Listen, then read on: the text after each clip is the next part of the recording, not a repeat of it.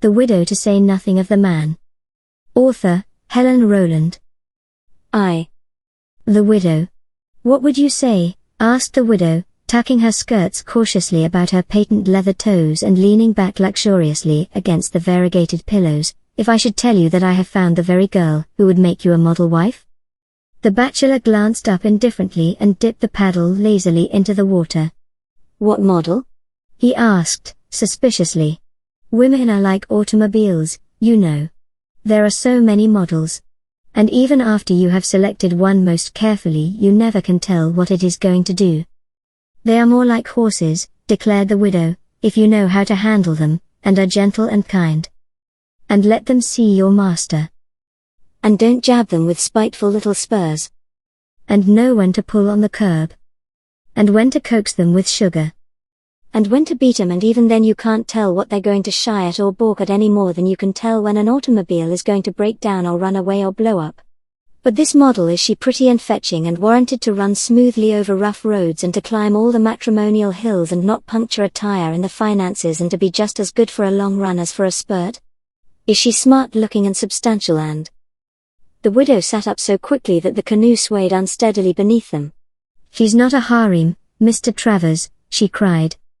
Oh, dear, she sighed hopelessly, leaning back again. Why is it that every man expects to get a harem of virtues combined in one wife?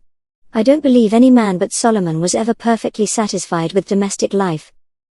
Solomon, remarked the bachelor, giving the paddle an emphatic shove, understood the necessity for variety in wives. But if Solomon had lived in the 20th century, he wouldn't have needed so many annexations. He would have got it all in one modern woman. Now, you, for instance. Speaking impersonally, interrupted the widow, trying to look austere and at the same time to blow a chiffon veil out of her mouth. When a man buys an automobile, he selects a runabout or a Victoria or a touring car or a racing machine, according to his needs, and is satisfied. Not at all, protested the bachelor. The moment he has one automobile, he is sighing for another, and he is never happy until he has a garage full. And it is the same about a coat or a hat, persisted the widow, ignoring the interruption. He picks out what suits him best, but he doesn't expect his top hat to do him for picnics, nor his swallowtail to serve for lawn tennis, nor his yachting cap to look well in church, nor a derby, interrupted the bachelor, will do almost anywhere. They're hideous, Mr. Travers. And stiff and commonplace and uncomfortable and... Are they anything like the model wife you've picked out for me? Inquired the bachelor insinuatingly. The widow flushed under the corner of her chiffon veil. Well, she acquiesced unwillingly. She isn't particularly pretty nor brilliant and fascinating, and all that, but she's just the kind of a girl a man ought to marry. And never does. Finished the bachelor triumphantly, backing water and turning the canoe for midstream. Of all kinds of women a man detests. How many kinds of women are there? Cried the widow suddenly. How many women are there? Retorted the bachelor. The variety is only limited by the number of feminine individuals. But fundamentally they can be divided into two classes, just as automobiles can be divided into gasoline and electric. There is the woman a man wants to marry, the kind that is stamped from birth for wifehood, the even-tempered, steady-going, comfortable kind of girl that you would like to tie to for life and with whom you know you would be perfectly contented and utterly stupid. Every man has in mind his ideal wife, and nearly every man's ideal is of the calm, domestic, wholly good, wholly sweet sort, the sort that seems like a harbor away from the storm. But so often, just about as he has found this ideal, or before he has found her and before the sun of his summer daydream has risen, the storm comes along. The what? The tumultuous, impossible, adorable, unfathomable woman, the woman who may be good or bad, ugly or beautiful, but is always fascinating, alluring and irresistible. And she wrecks his little summer daydream, and turns his snug harbor into a roaring whirlpool, and carries him off in a tempest. Sometimes he marries her and sometimes he doesn't, but whether he does or does not, he is always spoiled for the other kind afterward. And if he does marry her, added the widow, trailing her fingers thoughtfully in the water, he is always sorry and wishing he had married the other kind. Well, the bachelor laid his paddle across his knee. What's the difference? If he had married the other kind, he would always have been wishing he hadn't. Now if a man could only be allowed 2 wives. One for weekdays and one for holidays? Inquired the widow sarcastically. Yes, acquiesced the bachelor, one for each side of him, the tamed side and the untamed side. One to serve as a harbor and make him a home and fulfill his domestic longings and bring up his children and keep him sane and moral, and the other to amuse him and entertain him and inspire him and put the trimmings on life and the spice and flavor in the matrimonial dish. A sedative and a stimulant, jeered the widow. One to stir you up and one to calm you down, one to spur you forward and one to pull on the curb, a Hebe and a Minerva. And then you'd be running around demanding a Venus to make you forget the other two. Whatever woman a man marries, he invariably spends his life sighing for something different. If he is tied to a nice, soft sofa pillow, he longs for a backbone. If he marries a parlor ornament, he yearns for a kitchen utensil. If his wife has a Greek nose, he discovers afterward that what he really admires is pugs. If he picks out red hair or black, he will go blocks out of his way to pursue every yellow glint that catches his eye. And if he married a whole harem at once, he would discover that what he really wanted was monogamy, and a single wife with a single idea. There aren't enough kinds of women in the world to fulfill any one man's idea of what a wife should be.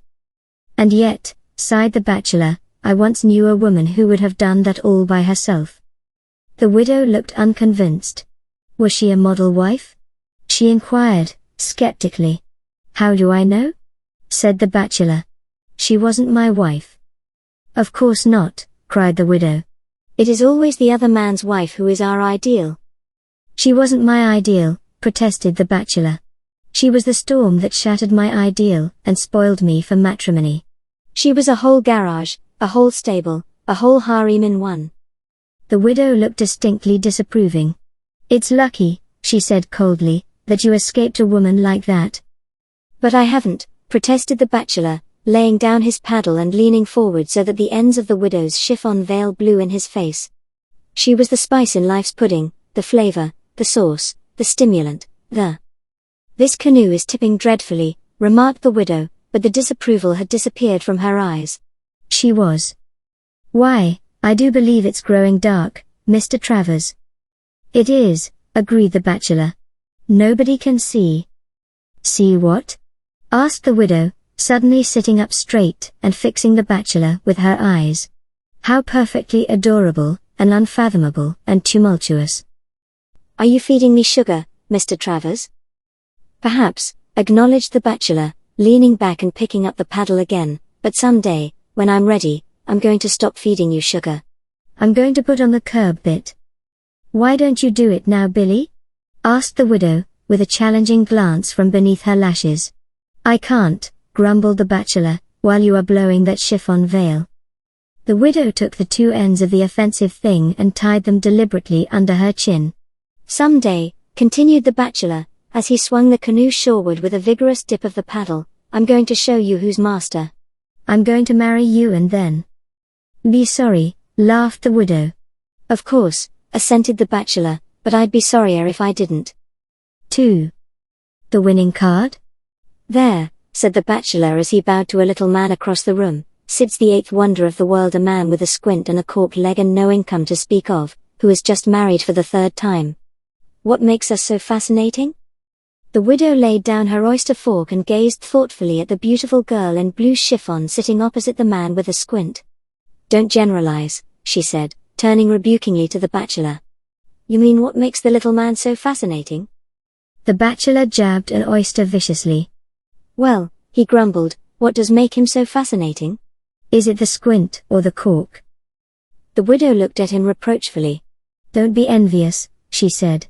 He might have 2 squints and yet be successful with women. Haven't you ever seen a runty, plain little man before, with nothing on earth, apparently, to recommend him except his sex, who could draw the women as a magnet does needles? The bachelor dropped his oyster and stared at the widow. It's hypnotism, he declared with solemn conviction. The widow laughed. It's nothing of the sort, she contradicted. It's because he holds man's winning card and knows how to play it. Just observe the tender solicitude with which he consults her about that fish. You mean, inquired the bachelor suspiciously, that he has a fascinating way? That's all he needs, responded the widow promptly, to make him irresistible. Then, how do you account, argued the bachelor, indicating a Gibson-esque young man eating his dinner alone under a palm at the corner table, for the popularity of that Greek god over there? He's a perfect boor, yet the women in this hotel pet him and coax him and cuddle him as if he were a prize lion cub. Oh, remarked the widow, if you were all Greek gods that would be different. But, unfortunately, the average man is just an ungainly-looking thing in a derby hat and hideous clothes, with knuckly hands and padded shoulders and a rough chin. Thank you, said the bachelor sweetly. I see as in a looking-glass. Evidently our countenances. Pooh! Jeered the widow, your countenances just don't count. That's all. What profiteth it a man though he have the face of an Apollo if he have the legs of a Caliban? A woman never bothers about a man's face. It's his figure that attracts her. She will forgive weak eyes and a cut-off chin twice as quickly as weak shoulders and cut-off legs. That's why we pad them the shoulders, explained the bachelor. You wouldn't need to, retorted the widow, if you knew how to play the winning card. What is the winning card? Implored the bachelor, leaning across the table anxiously. The widow laid down her soup spoon and bent to arrange the violets in her belt meditatively. Well, she said, Sir Walter Raleigh played it and it won him a title, and Mr. Mantalini played it and it kept him in spending money and fancy waistcoats for years without his doing a stroke of work, and Louis XIV. But oh, sure. You know all about that. Briefly speaking, a man's winning card is his knowledge of how to treat a woman. Specifically, it is a tender, solicitous, protecting manner. A woman just loves to be protected, whether there is anything to be protected from or not. She loves to know that you are anxious for her safety and comfort, even when there is no cause in the world for your anxiety. She loves to have you wait on her, even when there is a room full of hired waiters about. She loves to be treated like an adorable, cunning, helpless child, even when she is 5'10" and weighs a cool 200. She delights in having a mental cloak laid down for her to walk over, and every time you do it she secretly knights you. It sounds awfully easy, said the bachelor. But it isn't, retorted the widow. If it were, all men would try it and all men would be perfectly irresistible. Well, aren't they? Asked the bachelor, innocently. I thought they. The winning way, the irresistible masculine manner, pursued the widow, ignoring the interruption, is something subtle and inborn. It can't be put on or varnished over. It is neither a pose nor a patent. It is the gift of one of the good fairies at birth. If it is going to be trained into a man, he must be caught and schooled very early, say, before he is 10 years old. It's his ingrained attitude toward women, and he begins by practicing it on his mother. If he is not to the manner born and tries to cultivate it late in life, he must watch very carefully to see that he does not overdo it like a lackey, or a dancing master or the villain in a melodrama.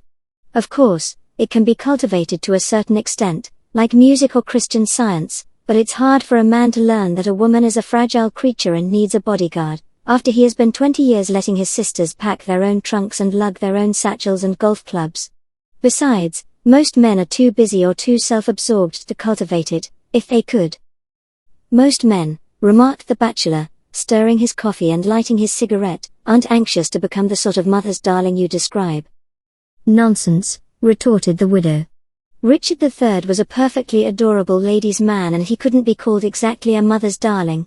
Yet the things he said to poor Lady Anne and the way he said them would have turned any feminine brain.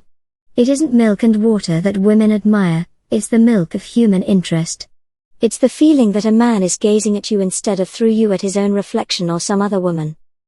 But if it means giving up all the easy chairs, protested the bachelor, and packing all the family trunks and putting out your pipe every time a female member of the family approaches, and eating dishes you don't want and running round doing household errands, a man hasn't got time. It doesn't, declared the widow. It has nothing to do with morals or with selfishness. Some of the most selfish men in the world are those whom a poor little woman will work her fingers to the bone to support, simply because when she comes home at night after her labors her husband puts his arms around her and tells her how sad it makes him feel to see her struggle so, and how young and beautiful she keeps in spite of it all, and orders her to lie down and let him run out and fetch her some ice cream and read to her. A man with that sort of way with him can get anything on earth out of a woman and then make her eternally grateful to him. Look at the husbands who slave all day earning money for their wives to spend and go home tired out and grouchy and never get a word of thanks. Yet, a man can stay out 6 nights in the week, and if he will come home on the 7th with a kiss and a compliment and a box of candy and any old lie and a speech about sympathy and all that, a nice sensible wife will forgive and forget and adore him. But are there any nice sensible wives? Asked the bachelor plaintively. Have you finished your cigarette, Mr. Travers? Inquired the widow coolly. Because if there are, that is just what I am looking. If you have, pursued the widow, I think we had better go. The bachelor rose with alacrity. I think so, too, he acquiesced, pleasantly. That Greek god over yonder under the palm has been staring at me as if he contemplated murder for the last half hour. The widow blushed. Perhaps, she said with a one-cornered smile, he is envying you. Undoubtedly, agreed the bachelor. Envying you, pursued the widow, your fascinating ways. Oh, cried the bachelor, then I have got it. What? Said the widow. The winning card. The charm. Well, said the widow, putting her head on the side, and gazing at him speculatively, you wear a derby hat. I take it off in the house and in the presence of ladies, protested the bachelor. And your shoulders, began the widow. They are my own, declared the bachelor. And your? They also are mine, broke in the bachelor quickly. And besides all that, added the widow, you have that little bald spot in the middle of your head. And yet. Go on, said the bachelor, you have said the worst. I broke an engagement with a nice boy to dine with you tonight. That doesn't prove anything, said the bachelor scornfully. Maybe he hasn't played the winning card. No, it proves you have, declared the widow. I can't see it, protested the bachelor. Well, just look at the Greek god over under the palm and then look in the glass at yourself and work it out. But why look at the Greek god? Because, said the widow, turning to the mirror and carefully tilting her hat, he is the nice boy with whom I broke the engagement. 3. Why? Why is a woman? Snapped the bachelor, flinging himself into the big armchair opposite the widow with a challenging glance. Why, because, stammered the widow, startled at his sudden appearance. I knew it, said the bachelor with conviction. And there are lots of other reasons, Mr. Travers. But they aren't reasonable, declared the bachelor doggedly. The widow closed her book with a sigh and laid it on the table beside her. Who said they were? She asked witheringly. Neither is a woman. Being reasonable is so stupid. It's worse than being suitable or sensible, or proper. The bachelor lifted his eyebrows in mild astonishment. I thought those were virtues, he protested. They are, Mr. Travers, returned the widow crushingly, and that's why they're so uninteresting. You might as well ask why is music, or painting, or pâté de foie gras, or champagne, or ice cream, or anything else charming and delicious. And utterly useless. Of course, agreed the widow, leaning back and thoughtfully twisting the bit of lace she called a handkerchief. It's the utterly useless things that make the world attractive and pleasant to live in, like flowers and bonbons and politics and love. And tobacco, added the bachelor reflectively. Woman is the dessert to the feast, went on the widow, the trimmings on the garment of life, the spice in the pudding. Of course, a man can eat his dinner without dessert or champagne and live his life without kisses or a woman, but somehow he never does. And that's just where he gets into trouble, retorted the bachelor promptly. If you could only tell, he went on pathetically, what any one of them was going to do or why she was going to do it, or... Then it isn't why underscore is underscore a woman? But why underscore does underscore a woman? That you wanted to know, interrupted the widow helpfully. That's it, cried the bachelor. Why does she get off a car backward? Why does she wear a skirt 4 yards long and then get furious if you step on it? Why does she make a solemn and important engagement without the slightest intention of keeping it? Why does she put on openwork stockings and gaudy shoes and hold her frock as high as she dares and then annihilate you if you stare at her? Why does she use everything as it was not intended to be used, a hairpin to pick a lock, a button hook to open a can, a hairbrush to hammer a nail, a hatpin to rob a letterbox, a razor to sharpen a pencil and a cup and saucer to decorate the mantelpiece? Why does she gush over the woman she hates worst and snub the man she is dying to marry? Why does she lick all the glue off a postage stamp and then try to make it stick?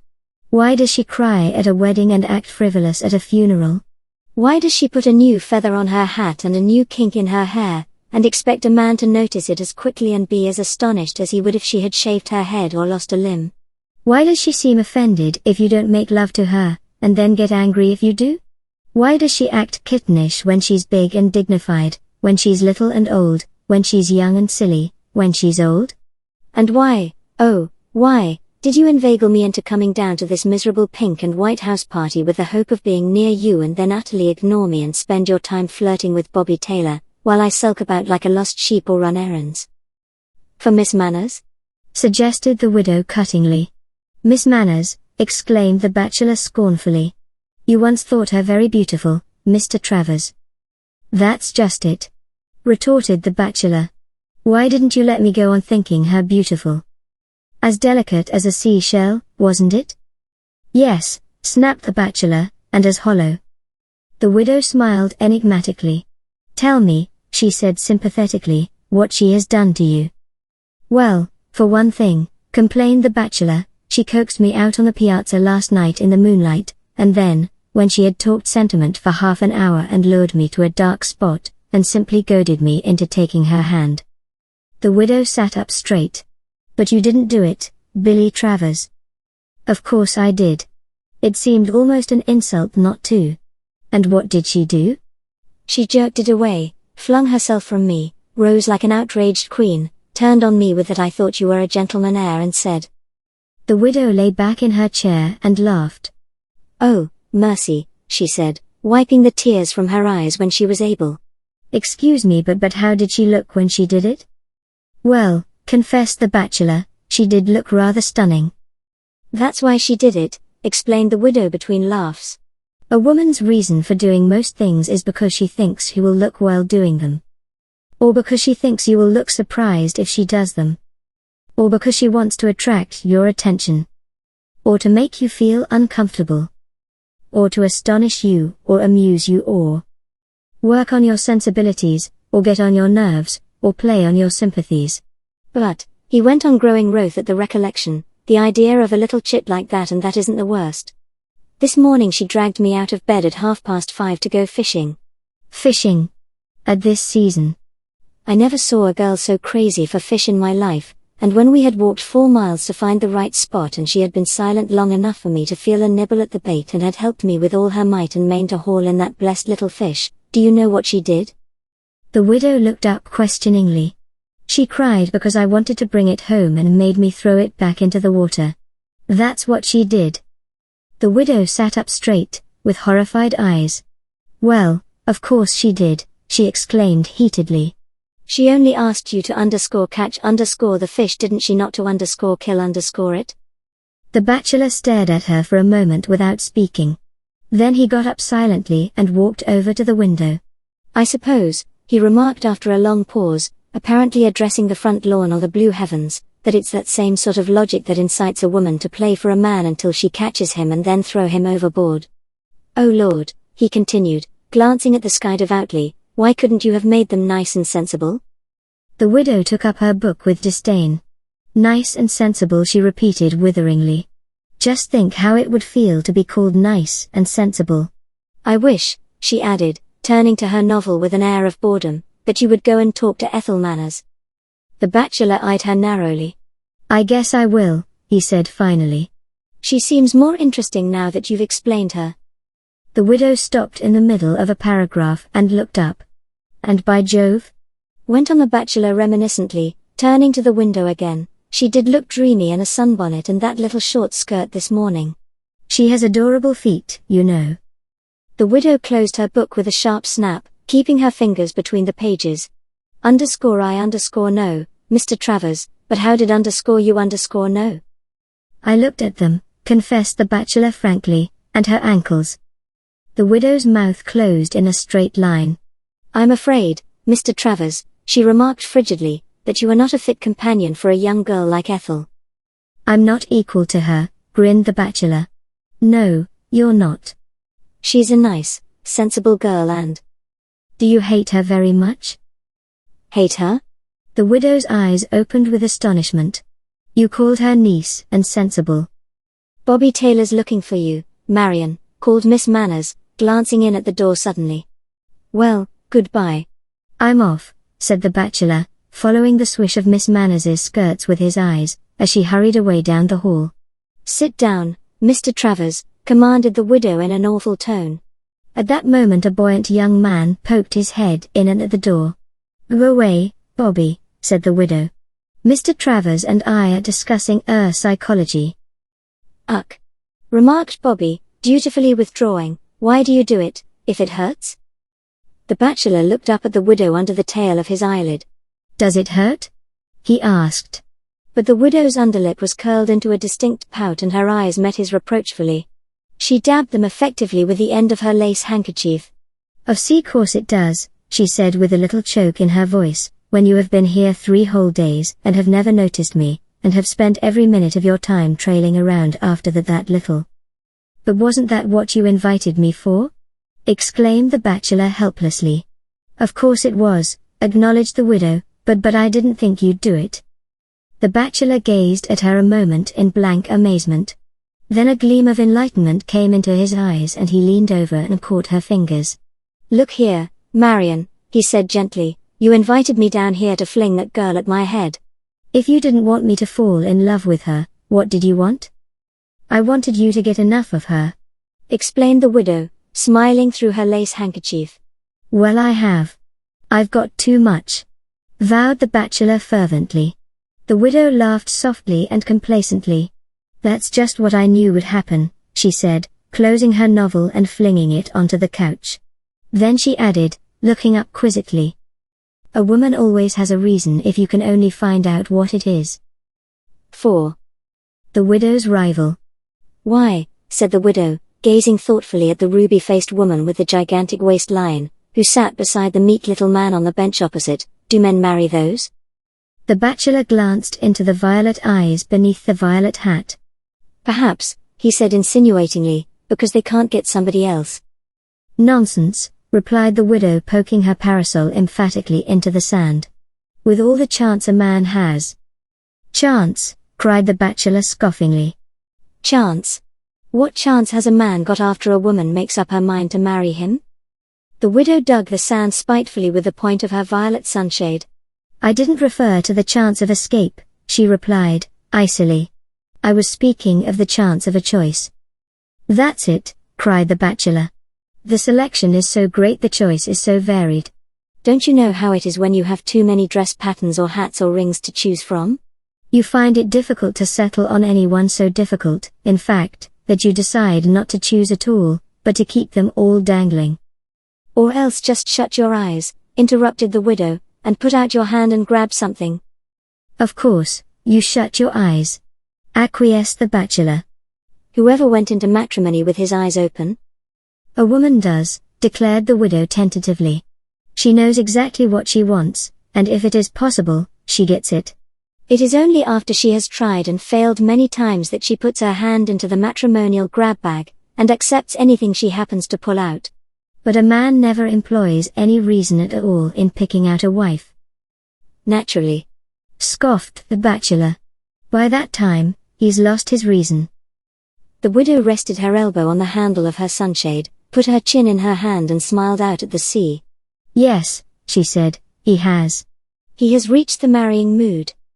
"The what?" "The marrying mood." A man never decides to marry a girl just simply because he loves her, or because she is suitable, or because he ought to marry her, or because she is irresistible or fascinating or in love with him. He never marries at all until he gets the marrying mood, the matrimonial fever, and then he marries the first girl who comes along and wants him, young or old, pretty or ugly, good or bad. And that explains why a lot of men are tied up to women that you cannot possibly see any reason for having been married at all, much less married to those particular men. "Good heavens," exclaimed the bachelor, "I'm glad I've got past the age."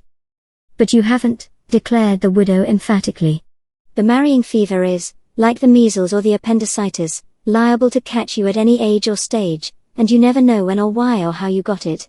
Sometimes a man takes it when he is very young and rushes into a full marriage with a woman twice his age, and sometimes he goes all his life up to 60 without catching the contagion and then gets it horribly and marries his cook or a chorus girl young enough to be his granddaughter.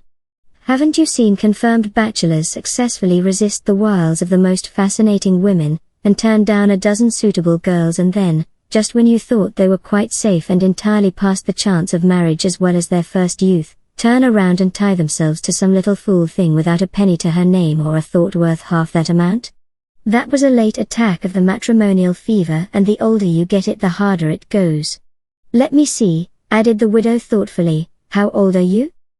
I haven't lost my ideals nor my teeth, declared the bachelor defensively. What is your ideal? Asked the widow, leaning over and peeping up under the bachelor's hat brim. The bachelor stared back at her through lowered lashes. It's got on a violet hat, he began, and violet. Is that a ship out there? Asked the widow, suddenly becoming interested in the sea. And violet. Oh, dear. She interrupted petulantly. Of course, you've got ideals. All men have ideals, but they don't often marry them. The trouble is that when a man has the marrying fever, he can clothe anything in curls and petticoats with the illusions he has built around that ideal, and put the ideal's halo on her head and imagine she is the real thing. He can look at a red-headed, pug-nosed girl from an angle that will make her hair seem pure gold and her pug look Greek. By some mental feat, he can transform a girl 6 feet tall with no waistline and an acute elbow into a kittenish, plump little thing that he has always had in mind and marry her. Or, if his ideal is tall and willowy and ethereal, and he happens to meet a woman weighing 200 pounds whose first thought in the morning is her breakfast and whole last thought at night is her dinner, he will picture her merely attractively plump and a marvel of intellect and imagination. And, the widow sank her chin in her hand and gazed out to sea reflectively, it is also pitiful, when you think how happy men could make marriage, if they would only go about it scientifically. Then what? Inquired the bachelor, flinging away his cigar and folding his arms dramatically, is the science of choosing a wife. Well, said the widow, counting off on the tips of her lilac silk gloves, first of all, a man should never choose a wife when he finds himself feeling lonesome and dreaming of furnished flats and stopping to talk to babies in the street. He has the marrying fever then, and is in no fit condition to pick out a wife, and unless he is very careful he is liable to marry the first girl who smiles at him. He should shut his eyes tight and flee to the wilderness and not come back until he is prepared to see women in their proper lights and their right proportions. And then? Suggested the bachelor. Then, announced the widow oratorically, he should choose a wife as he would a dish at the table, not because he finds her attractive or delicious or spicy, but because he thinks she will agree with him. I see, added the bachelor, and won't keep him awake nights, he added. The widow nodded. Nor give him a bitter taste in the mouth in the morning. A good wife is like a dose of medicine, hard to swallow, but truly helpful. The girls who wear frills and high heels and curly pompadours are like the salad with the most dressing and garnishing, likely to be too rich and spicy, while the plain little thing in the serge skirt, who never powders her nose, may prove as sweet and wholesome as homemade pudding. Or homemade pickles, suggested the bachelor with wry face. The widow shook her parasol at him admonishingly. Don't do that, cried the bachelor. Do what? Inquired the widow in astonishment. Wave your frills in my eyes. I had just made up my mind to propose to Miss Gunning, and... The widow sat up perfectly straight. Do you really admire a marble slab, Mr. Travers? And your frills, pursued the bachelor, unmoved, like salad dressing. I beg your pardon. Or garnishings. Mr. Travers. Might be merely a lure to make me take something which would disagree with me. The widow rose and looked coolly out over the waves. I can't see, she said, why you should fancy there could be any chance. I don't, sighed the bachelor. It isn't a matter of chance, but of choice. The ice in the widow's eyes melted into sun in a moment. She turned to the bachelor impulsively. Why do you want to marry me? She asked. The bachelor rose and looked down at her critically. Well, he said, for one thing, because you're just the woman I ought not to marry. What? You're too highly spiced. Billy?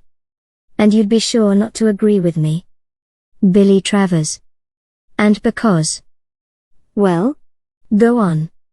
Because the bachelor hesitated, and gazed deep into the violet eyes. Please proceed, Mr. Travers. I won't. The bachelor turned his back on her defiantly. The widow came a little nearer and stooped around to peep under his hat brim. Please, Billy. She breathed softly. Well, then because I'm in the marrying mood, he replied. But the widow was halfway to the hotel before he knew what had happened. Money and matrimony. What rhymes with matrimony? Inquired the widow, taking her pencil out of her mouth and looking up thoughtfully through the fringes of her pompadour. "Money," responded the bachelor promptly, as he flung himself down on the grass beside her and proceeded to study her profile through the shadows of the maple leaves. The widow tilted her chin scornfully. "I suppose they do sound alike," she condescended, "but I am making a poem, and there is no poetical harmony in the combination." "There is no harmony at all without it," remarked the bachelor shortly. "But how on earth can you make a poem out of matrimony?" "Some people do," replied the widow loftily. "On paper," sneered the bachelor. "On paper they make poems of death and babies and railroad accidents and health foods. But in real life matrimony isn't a poem, it's more like a declaration of war, or an itemized expense account, or a census report, or a cold business proposition." The widow bit the end of her pencil and laid aside her paper. If the bachelor could have caught a glimpse of her eyes beneath the lowered lashes he might not have gone on, but he was studying the sky through the maple leaves. "It's a beautiful business proposition," he added. "A magnificent money-making scheme, eh?" The bachelor's eyes had dropped to the widow's and he stopped short. "Go on," she remarked in a cold, sweet voice that trickled down his back. "Oh, well," he protested lamely, "when you marry for money you generally get it, don't you?" "But when you marry for love it's like putting your last dollar on a long shot." "If you mean there's a delightful uncertainty about it," began the widow. "There's nothing half so delightful," declared the bachelor, "as betting on a sure thing." "Now, the man or woman who marries for money earns it," broke in the widow fervently. "Earns it by the sweat of the brow." "The man who marries a woman for her money is a white slave, a bond servant, a travesty on manhood. For every dollar he receives he gives a full equivalent in self-respect and independence, and all the things dearest to a real man." "A real man," remarked the bachelor, taking out his pipe and lighting it, "wouldn't marry a woman for her money. It's woman to whom marriage presents the alluring financial prospect." "Oh, I don't know," responded the widow, crossing her arms behind her head and leaning thoughtfully against the tree at her back. "In these days of typewriting and stenography and manicuring and trained nursing, matrimony offers about the poorest returns, from a business standpoint, of any feminine occupation. The longest hours, the hardest work, the greatest drain on your patience, the most exacting master and the smallest pay, to say nothing of no holidays and not even an evening off." "Nor a chance to give notice if you don't like your job," added the bachelor sympathetically. "If the average businessman," went on the widow, ignoring the interruption, "demanded half of his stenographer that he demands of his wife, he couldn't keep her 3 hours. "And yet," remarked the bachelor, pulling on his pipe meditatively, "the average stenographer is only too glad to exchange her position for that of wife whenever she gets." The jangle of gold bangles, as the widow brought her arms down from behind her head and sat up straight, interrupted his speech. "Whenever she gets." The widow picked up her ruffles and started to rise. "Whenever she gets ready," finished the bachelor quickly. The widow sat down again and leaned back against the tree. "How perfectly you illustrate my point," she remarked sweetly. "Oh," said the bachelor, taking his pipe out of his mouth, "did you have a point?" "That marriage is something higher and finer than a business proposition, Mr. Travers, and that there are lots of reasons for marrying besides financial ones." "Oh, yes," agreed the bachelor, "there is folly and feminine coercion and because you can't get out of it, and as for marriage as a money affair," pursued the widow without waiting, "it's just the money side of it that causes all the squabbles and unhappiness. If they've got it, they are always quarreling over it, and if they haven't got it they are always quarreling for it. The Castellanes and Marlboroughs who fight over their bills and their debts aren't any happier than the Murphys and the hooligans who fight over the price of a pint of beer.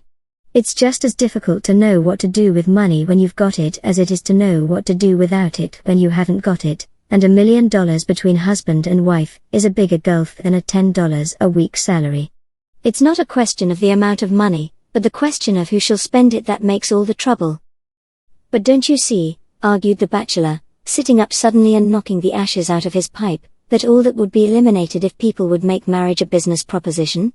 For instance, if two people would discuss the situation rationally and make the terms before marriage, if the man would state the services he requires and the woman would demand the compensation she thinks she deserves." "Ugh!" shuddered the widow, putting her hands over her eyes, "that would be like writing your epitaph and choosing the style of your coffin." "And every man," pursued the bachelor, would be willing to give his wife her board and room and a salary adequate to her services and to his income. And to let her eat with the family, jeered the widow. Well, finished the bachelor, then marriage wouldn't offer the poorest returns in the professional market. And, besides, he added, there would be fewer wives sitting about in apartment hotels holding their hands and ordering the bellboys around, while their husbands are downtown fretting and struggling themselves into bankruptcy, and fewer husbands spending their nights and their money out with the boys, while their wives are bending over the cook stove and the sewing machine, trying to make ends meet on nothing a year. But that, cried the widow, taking her hands down from her eyes, would mean spending your courtship talking stocks and bonds and dividends. And the rest of your life forgetting them and talking love, declared the bachelor, triumphantly. The widow looked up speculatively.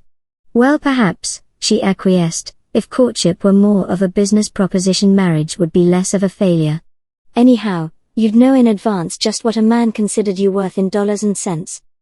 And you'd eliminate all the uncertainty, added the bachelor. And the chance of having to beg for your car fare and pin money. And of having to go bankrupt for matinee tickets and Easter hats. And of being asked what you did with your allowance. Or of how you acquired your breath, or lost your watch. The trouble is, sighed the widow, that no man would ever be broad enough or generous enough to make such a proposition. And no woman would ever be sensible enough to listen to it. Nonsense. Any woman would. It's just the sort of thing we've been longing for. Well, said the bachelor, turning on his back and looking up at the widow speculatively, let me see, you could have the violet room. What? Exclaimed the widow. It's got a good south view, protested the bachelor, and besides it's not over the kitchen. What on earth do you mean? The widow sat up straight and her bangles jingled warningly. And you could have Saturday and Wednesday evenings out. Those are my club nights. How dare you? And any salary you might ask. What are you talking about, Billy Travers? I'm making you a proposal of marriage, explained the bachelor in an injured tone. Don't you recognize it? The widow rose silently, lifted the sheet of paper in her hands and tore it to pieces. Was that your poem? Inquired the bachelor as he watched the breeze carry the fragments away over the grass. The widow shook out her ruffles and picked up her hat. You've taken all the poetry out of it, she retorted, as she fled toward the house. The bachelor looked after her undecidedly for a moment. Then he leaned back lazily and blinked up at the sky between the leaves. And this, he said softly, is the white man's burden. Vi. Signs and countersigns of love. If there were only some way, began the bachelor, gazing thoughtfully out of the window of the dining car, in which a fellow could prove his love. There are millions of them, declared the widow, sipping her consommé daintily. Those medieval fellows had such an advantage over us, complained the bachelor. When a chap loved a girl, all he had to do to prove it was to get another chap to say he didn't, and then to break the other chap's head. That was a sure sign. And it was so easy, remarked the widow. Yes, agreed the bachelor, enthusiastically. Is there anybody whose head you particularly want broken? I feel remarkably like fighting. Of course, you do, said the widow sympathetically. The fighting spirit is born in every man. But dueling isn't a sign of love, it's a sign of egotism, hurt pride, the spirit of competition, the dog in the manger feeling. Besides, it's out of fashion. Well, sighed the bachelor, then I suppose I shall have to save your life or die for you. You might, said the widow, nodding encouragingly, but it wouldn't prove anything except that you had a sense of the picturesque and dramatic. Suppose you did save my life, wouldn't you do as much for any man, woman or child, or even any little stray dog who might happen to fall out of a boat or be caught in a fire, or get under the feet of a runaway? I've got it, cried the bachelor, I'll write a book of poems and dedicate them to you. The widow toyed with her spoon. You've done that to several girls before, she remarked ungratefully. That's it, cried the bachelor. How is a man going to tell when he's in love when he feels the same way every time? Have you forgotten your soup? Asked the widow, glancing at the untouched plate in front of the bachelor. The bachelor picked up his spoon languidly. No, he said, but... Because if you had, said the widow, it would have been a proof. A what? A proof, repeated the widow. Forgetting to eat your meals is the first sign of love. A man may write poetry and swear love by all the planets separately, but if he sits down opposite you an hour afterward and orders mutton chops and gravy and devours them to the last crumb, either he doesn't mean what he says or doesn't know what he is talking about. When he lets his breakfast grow cold and forgets to go out to his lunch and loses his interest in his dinner, it's a sure sign of love. It might be a sign of dyspepsia, suggested the bachelor doubtfully. Oh, well, proceeded the widow, sipping her soup leisurely, there are other signs besides a lost appetite. The bachelor looked hopeful. Is one of them smelling violets all day, when there aren't any round, and feeling a funny jump in your throat every time you catch sight of a violet hat, and suddenly discovering you have written, "Send me 8 quarts of violets and a widow," instead of 8 quarts of gasoline and a patent pump? The widow leaned so far over her soup that her eyes were completely shaded by the brim of her violet hat. Yes, she said gently, loss of reason is one of them, and loss of memory. And loss of sleep? And loss of common sense? And loss of self-respect? And of your powers of conversation? Nonsense, cried the bachelor, a man in love can say more fool things. The widow put down her spoon emphatically. A man in love, she contradicted, can't talk at all? It's not the things he says, but the things he isn't able to say, the things that choke right up in his throat. I've had that, interrupted the bachelor. Had what? The love lump in the throat. And did you ever go upstairs to light the gas and turn on the water instead, or walk 3 blocks in the wrong direction without knowing it, or hunt 10 minutes for your shoes and then discover it was your collar button or your hat that you had lost? Or add a column of figures and get a poem for the answer, or break your neck running to the office and then have to sit down and think what you came down early for, or begin a business letter, dearest Smith, and drop it in the box without a stamp, or read your paper upside down, or... You've got it, cried the widow. I know it, sighed the bachelor, dreadfully. The idea, I mean, said the widow, blushing. Those are the real proofs of love. But, protested the bachelor, they aren't impressive. How are you going to let the girl know? A girl always knows, declared the widow. Are you going to say, Araminta, darling, I put on odd socks this morning and salted my coffee and sugared my chop? Accept this as a proof? No, no, no, said the widow, laughing, of course not. But when you arrive at her house half an hour before the time and appear at odd and embarrassing moments without a rational excuse and get mixed on your dates and look at her as if she were the moon or a ghost, and might disappear at any moment, and sit for hours gazing into space and moistening your lips in the hope that you will think of something to say. She knows that she's got you, groaned the bachelor. Oh, she may not, declared the widow, cheerfully. She may not know anything. She may be in love herself. That's it, protested the bachelor, knowing you're in love is only half the trouble. How are you going to know when a girl has reached the love stage? How are you going to know that she is not just dangling you, or marrying you for your money? They're so clever and wise and coquettish and... When a girl is in love, said the widow, she ceases being clever and wise and coquettish. She becomes moony and silent and begins to notice things about you that you never knew yourself, such as that your nose is like Napoleon's, or that you have a profile like E.H. Southern and shoulders like Hackett's and hair like Curl Bellews. She never keeps you waiting, but is always dressed and sitting in the parlor an hour before you arrive and is never in a hurry to get home and will walk for blocks beside you in the rain with her best hat on without caring. She begins to mother you. To what? To caution you about getting your feet wet and avoiding a draft and wearing your overcoat, and to look at you every time you leave her as if she was afraid you would die before morning. And Mr. Travers, do you know I believe this train has reached Jersey City? Why so it has. Waiter. Waiter. Where in thunder is that blockhead? Why hasn't he brought us the rest of the dinner? You forgot to order it, said the widow, looking maliciously up under her hat. Jersey City. Last stop, called the conductor from the door. The bachelor put down his napkin and rose. Check, sir? Asked the waiter, with accusing eyes. Were you forgetting to pay?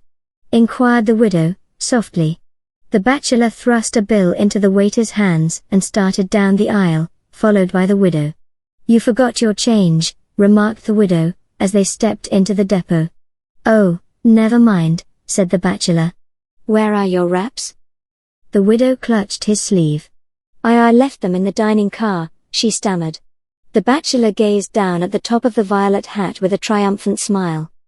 "Oh, do go back and try to get them," moaned the widow, glancing wildly at the train, which by this time was being switched onto a side track. "It will be at the risk of my life," declared the bachelor, "but if you want any more." "More what?" asked the widow, distractedly. "Proof," said the bachelor. "It isn't necessary," said the widow, as she spied an excited porter running toward them, clutching a pommy coat, a silver handbag, and a violet parasol. "These," said the bachelor, taking them tenderly from the porter and tipping him, "are the most substantial signs of—" "A lost head," said the widow quickly. "Or a lost heart," added the bachelor, as they crossed the station and stepped fatuously onto the wrong ferryboat. 7. A short cut. "What ought I to do?" asked the widow, carefully licking all the gum off the flap of a violet envelope and then trying to make it stick, "to a silly boy, who asked me for a kiss." "What ought you to do?" repeated the bachelor, laying down his cigar and regarding the widow severely. "Refuse him, of course." "Oh, of course," agreed the widow, rubbing the envelope spasmodically with the end of her handkerchief, "but what ought I do to teach him better?" "I can't think of anything better," replied the bachelor, charitably reaching for the violet envelope and closing it firmly with his fist. "How about just taking the kiss without asking for it?" inquired the widow naively, as she leaned luxuriously back among the cushions of the divan. "Wouldn't that have been better for him, I mean?" "Would it?" The bachelor looked the widow straight in the eye. "Well," replied the widow weakly, toying with some fringe on a satin sofa pillow and carefully avoiding the bachelor's gaze, "he would have gotten it." "And now he never will," rejoined the bachelor with a confidence he did not feel. "Oh, I don't know." The widow became suddenly interested in the arrangement of the fringe on the satin sofa pillow. "But it isn't the man who asks a woman for a kiss or anything who gets it. It's the man who takes for granted." "Takes what?" "Takes her by surprise, Mr. Travers," explained the widow, "and doesn't give her time to think or to say no." The short cut to managing a woman is not argument or reason. It's action. She may like to be coaxed, but it's the man who orders her about whom she admires and obeys. Eve has never forgotten that she is only a rib, and when Adam forgets it, she makes him feel like a small part of the vertebra, interpolated the bachelor tentatively.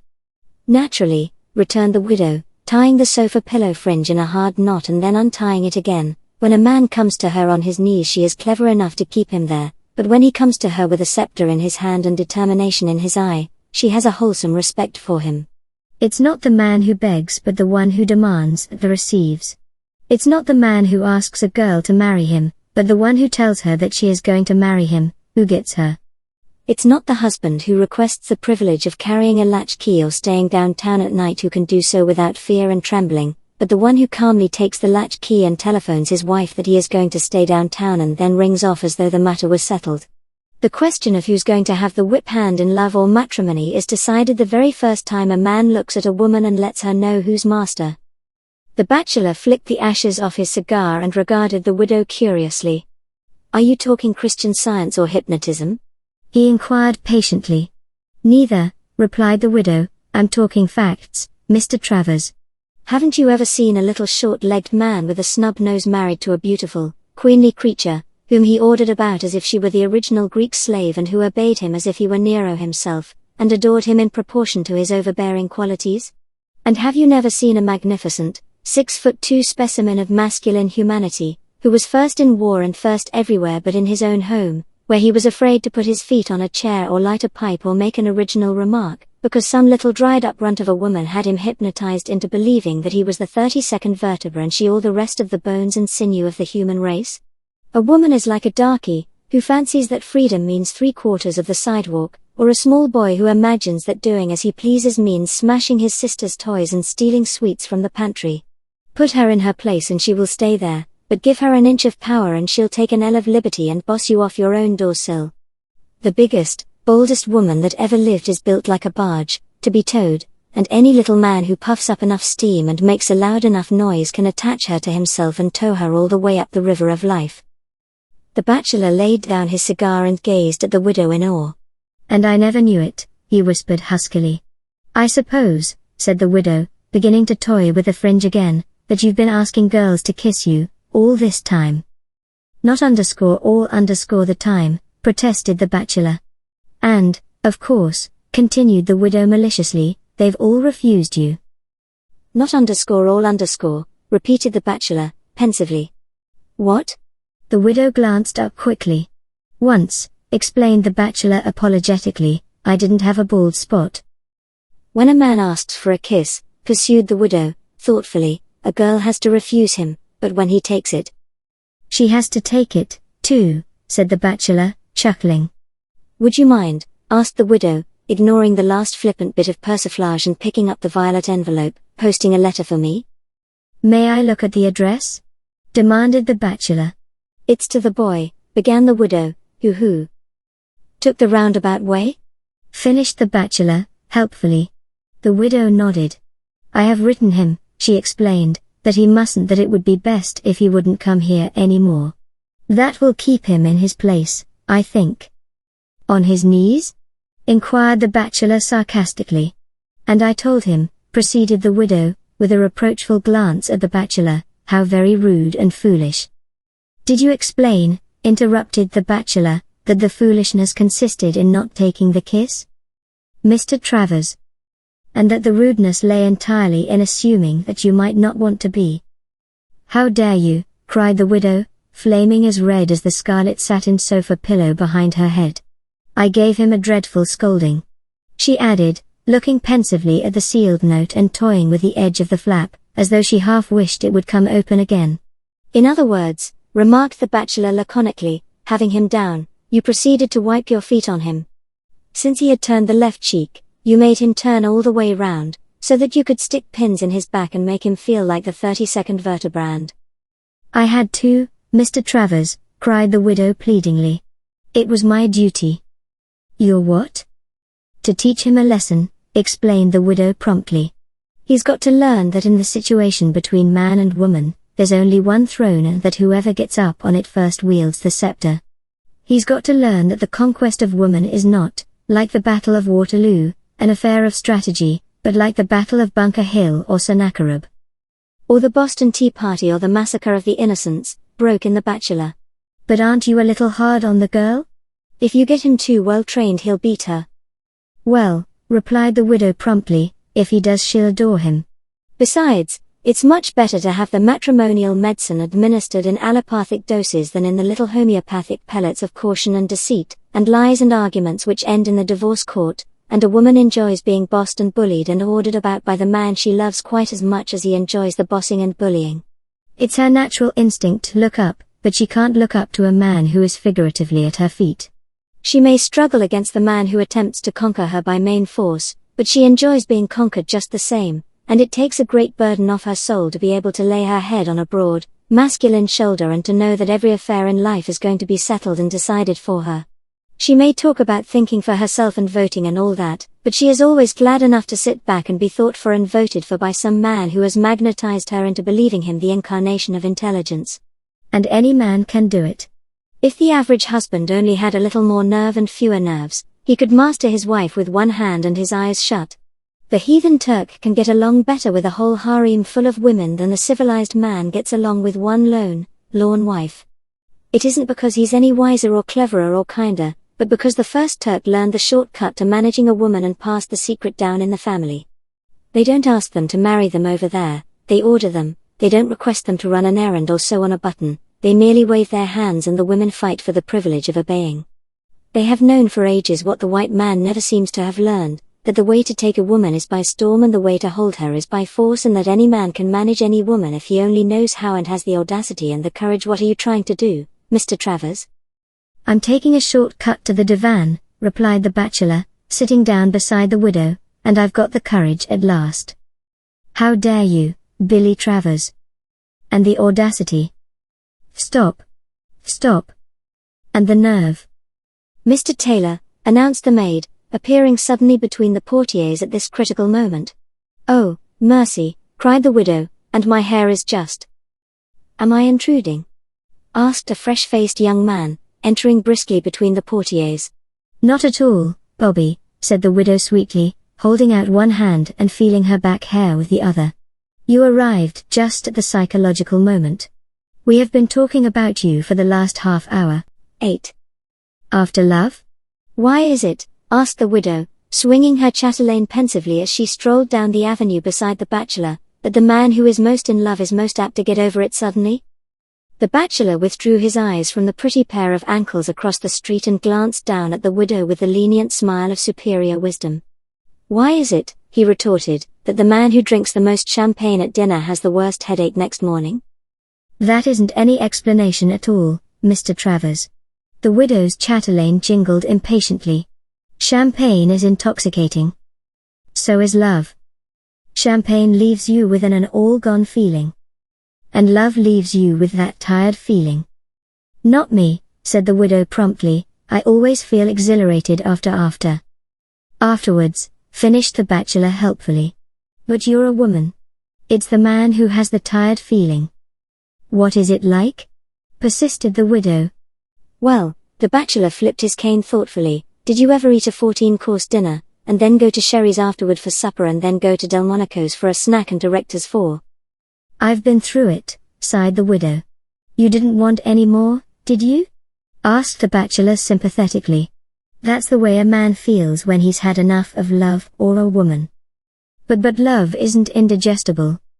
Too much of anything, love or dinner or champagne, is apt to take away your appetite. And too much of a woman is sure to make you hate the sight of her. The widow's chatelaine was dancing madly in the afternoon sunlight. I don't suppose, she said witheringly, that it would be possible for a woman to get too much of a man. No, agreed the bachelor cheerfully, as he squinted at another pair of pretty ankles. Women are sentimental topers. They sip their wine or their sentiments slowly and comfortably, they don't gulp it down like a man. That's why the man has usually finished the bottle before the woman has touched her glass. He is ready to turn out the lights and put an end to the affair just as she has begun to get really interested. But, and the bachelor turned, suddenly upon the widow, who is the man? Show him to me. And he brought his cane down fiercely on the sidewalk. What man? Asked the widow, turning pink to the tips of her ears. The man who has jilt gotten over it. I don't see how it's possible, he added thoughtfully, with you. Me? The widow's voice was as chill and crisp as the autumn air. I wish, she added musingly, that I knew how to patch it up. That's right, retorted the bachelor. Try to revive his interest in champagne by offering it to him the morning after. What he needs, my dear lady, is ice. When he has had a little ice and a little Tabasco sauce. He may want more champagne? Asked the widow hopefully. Yes, replied the bachelor, swinging his cane cheerfully, but not from the same bottle. Will women ever learn, he mused, that it is as impossible to revive a man's interest in a woman he has completely gotten over loving as to make him want stale champagne with all the fizz gone out of it? I don't see why, said the widow. A woman often falls in love with the same man twice. Because she never falls too much in love with him once, explained the bachelor. The widow's chatelaine rattled indignantly. Nonsense, she cried, a woman's love is always stronger and deeper than a man's. But it isn't so effervescent. She is a natural miser and she hoards her feelings. A man flings his sentiment about like a prodigal, and naturally when it's all gone there isn't any left. Is that when he gets the tired feeling? Inquired the widow sympathetically. Yes, said the bachelor, and nothing is worse than waking up in the morning with a dark brown taste in your mouth to find the woman standing before you offering you more champagne. But she always does. A woman never seems to know when the logical conclusion of a love affair has arrived. She clings with all her strength to the tattered remnants of sentiment and shuts her eyes and tries to make believe it isn't morning, when she ought to go away. And let him sleep it off, suggested the widow. That's it, agreed the bachelor. I once knew a man who was infatuated with a woman who used attar of roses on her gloves and things. When he woke up, I beg your pardon, after they had broken off, he never could abide the smell of roses. I suppose, said the widow, holding her muff against her cheek sentimentally, it reminded him of all the tender little tete-a-tete, and moonlight nights, and the way her hair curled about her forehead, and the way she used to smile at him, and of her gloves and her ruffles and the color of her eyes and... It didn't, said the bachelor emphatically. It nauseated him. It's the woman who always remembers the pleasant part of a love affair. A man remembers only the next morning and the hard time he had getting out of it. And the headache, added the widow. And the tired feeling.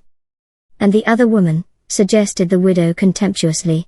Yes, agreed the bachelor, the other woman, of course.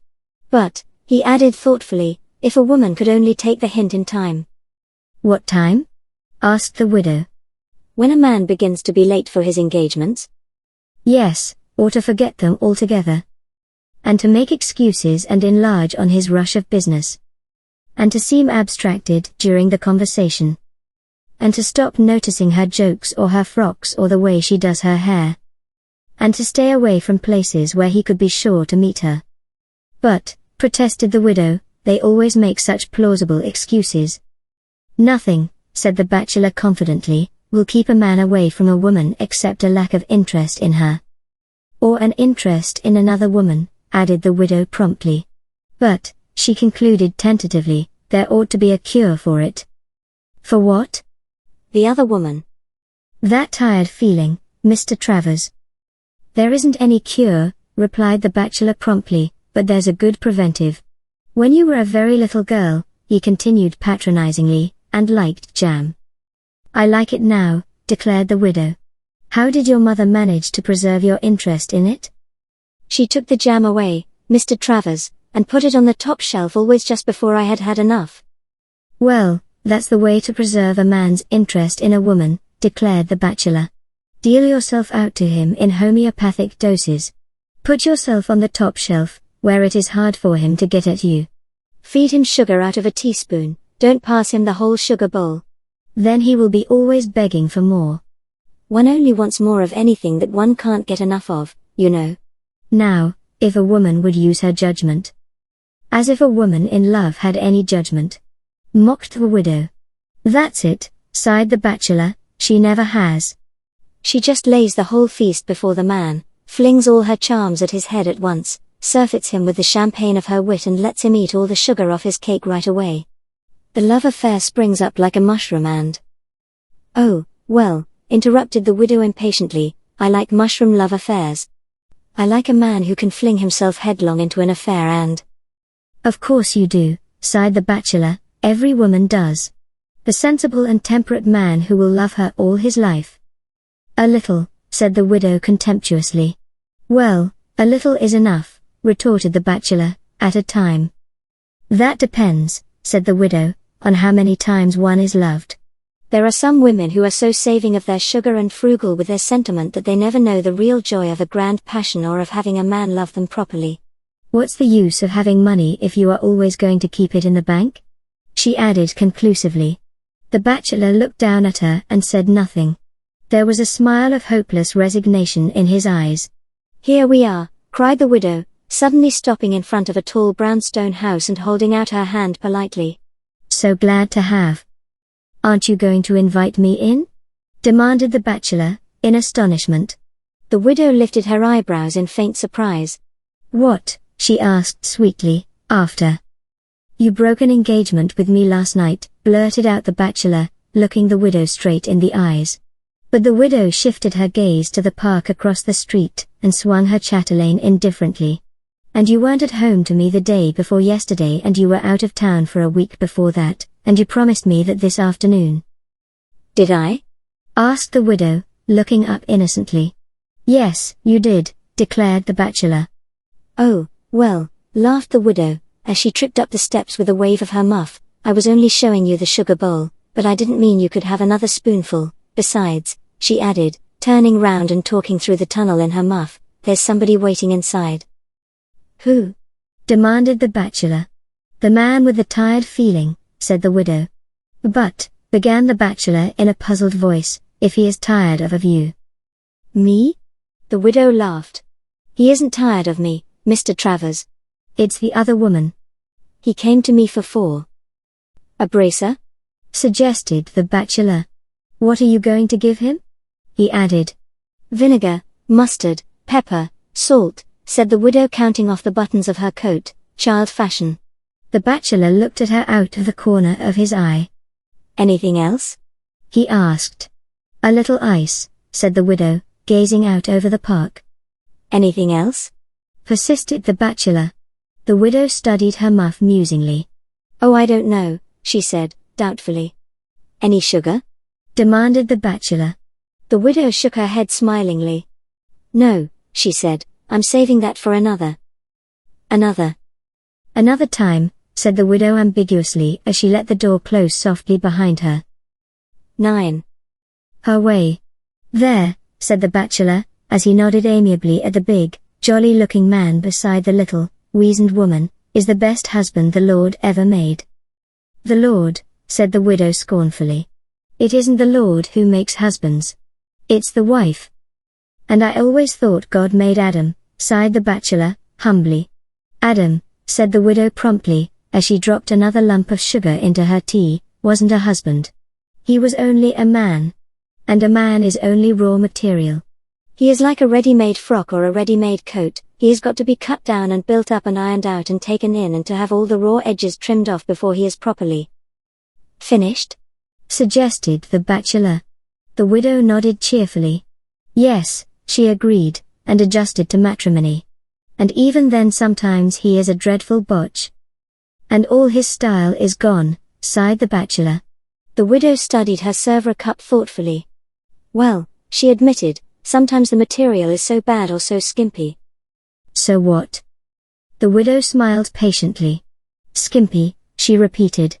There is so little to some men, that the cleverest woman couldn't patch them up into a full-sized specimen.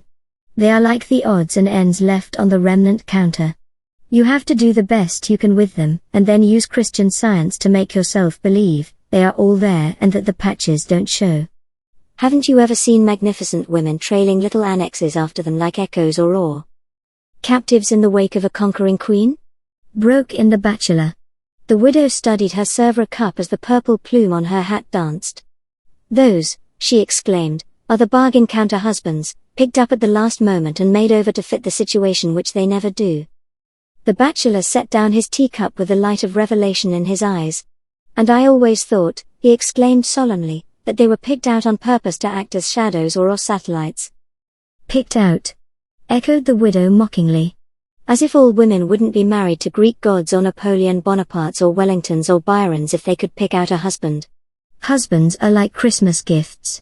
You can't choose them. You've just got to sit down and wait until they arrive, and sometimes they don't arrive at all. A woman doesn't pick out a husband, she picks over what's offered and takes the best of the lot. And sometimes you're so long picking them over, added the bachelor, that the best ones are snapped up by somebody else and you have to take the leftovers. The widow poised her spoon above her cup tentatively. Well, she sighed, it's all a lottery anyhow. The girl who snaps up her first offer of marriage is as likely to get something good as the one who snaps her finger at it and waits for a Prince Charming until the last hour and then discovers that she has passed him by and that some other woman has taken him and made him over beautifully. And even if a girl had the whole world to select from, she wouldn't know how to choose. You never can tell by the way a thing looks under the electric light in the shop how it will look in broad daylight, when you have got it home, or how it will make up or whether it will fade or run or shrink. And you never can tell by the way a man acts before marriage how he will come out in the wash of domesticity, or stand the wear and tear of matrimony. It's usually the most brilliant and catchy patterns of manhood that turn out to be cotton-backed after the gloss of the honeymoon has worn off. And on the other hand you may carefully select something serviceable, dull and virtuous and worthy and all that, and he may prove so stiff and lumpy and set in his ways and cross-grained and seamy and irritable that you will cultivate grey hairs and wrinkles. Ironing him out? Suggested the bachelor. Yes, agreed the widow, and the wildest jolly good fellow will often tame down like a lamb or a pet pony in harness and will become a joy forever with a little trimming off and taking in and basting up. Humphrey, protested the bachelor, but when you catch 'em wild and tame 'em, how do you know they are not going to break the harness or burst the basting threads? The widow considered a moment. You don't, she acknowledged grudgingly. But there is a great deal in catching the wild variety and domesticating them while they are young. Of course, it's utterly impossible to subdue a lion after he has got his second teeth, and it's utterly foolish to try to reform a man after he is 30 or has begun to lose his hair. Besides, she added, there is so much in the woman who does the training and the making over. There are some women who could spoil the finest masculine cloth in the world by too much cutting and ripping, and nagging, while there are others who can give a man or a house or a frock just the touch that will perfect them. How do they do it? Asked the bachelor enthusiastically. Take him by the nape of the neck and... Mercy, no, cried the widow. They take them unawares. The well-trained husband never knows what has happened to him. He only knows that, after 10 years of matrimony, he is ashamed to acknowledge his own youthful picture. He has been literally reformed in everything from his collars and the way he parts his hair to his morals and the way he signs his name. The best husbands aren't caught, they're made. And the luckiest woman isn't the one who marries the best man, but the one who makes the most out of the man she marries. But, protested the bachelor, if we're such a lot and such a lottery, why do you marry us at all? The widow looked up in surprise and stopped with her cup poised in midair. Why do we wear frocks, Mr. Travers? She asked witheringly. Why do we pompadour our hair or eat with forks or go to pink teas? Marriage is a custom, and if a woman doesn't marry she is simply non. Compos mentis? Inquired the bachelor, helpfully. Well, yes, said the widow, but that wasn't what I meant. What is the Latin for not in it?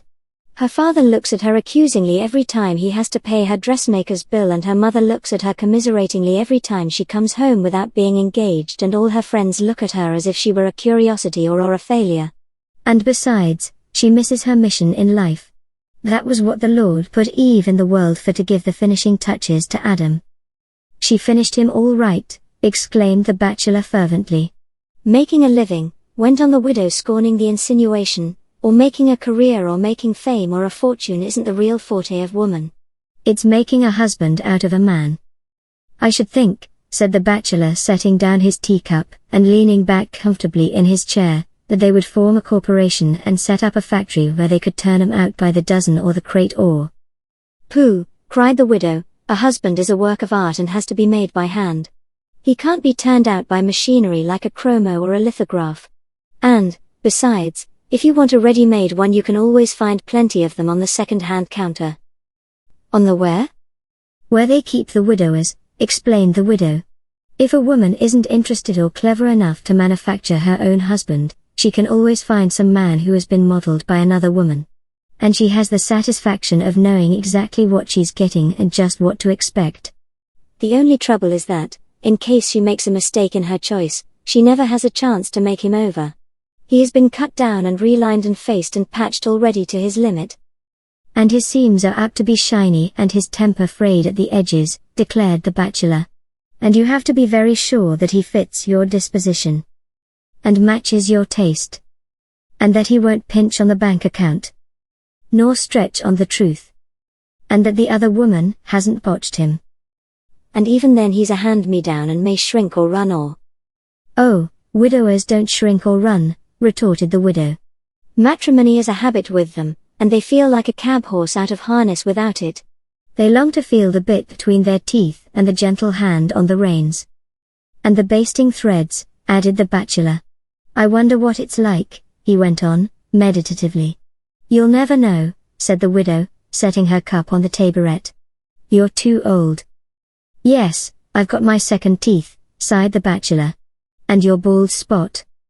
And I've sown my second crop of wild oats. And yet, said the widow, leaning her chin in her hand, and looking up thoughtfully under her purple feather, it would be a great triumph. I won't be put in harness, protested the bachelor. The widow considered him gravely. There's plenty of material in you, she declared. You could be trimmed off and cut down and... I'm too tough to cut. And relined. I'm almost moth-eaten now, moaned the bachelor.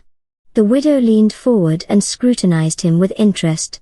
It would be a pity, she said slowly, to let the wrong woman botch you. The next time you propose to me, she added thoughtfully, I think I'll... Did I ever propose to you? Broke in the bachelor with real fright. Oh, lots of times, said the widow, it's almost a habit now. But you refused me, pleaded the bachelor. Say you refused me.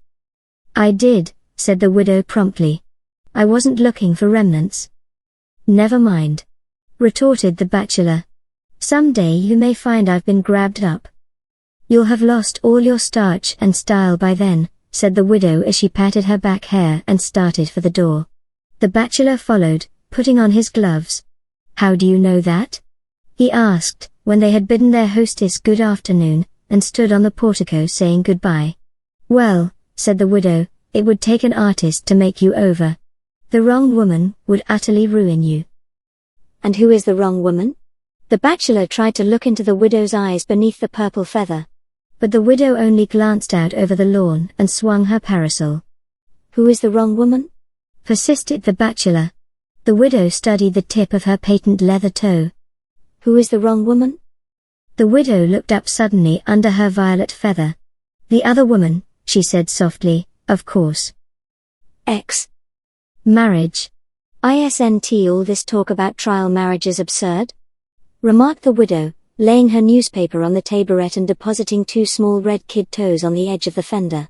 It is, agreed the bachelor, cheerfully, with his eyes on the red kid toes, considering that all marriages are trials. Just fancy, went on the widow, scornfully, ignoring the flippancy, being leased to a husband or wife for a period of years, like a flat or a yacht or oar. A second-hand piano, suggested the bachelor. And knowing, continued the widow, gazing contemplatively into the fire, that when the lease or the contract or whatever it is expired, unless the other party cared to renew it, you would be on the market again. And probably in need of all sorts of repairs, added the bachelor, reflectively, in your temper and your complexion and your ideas.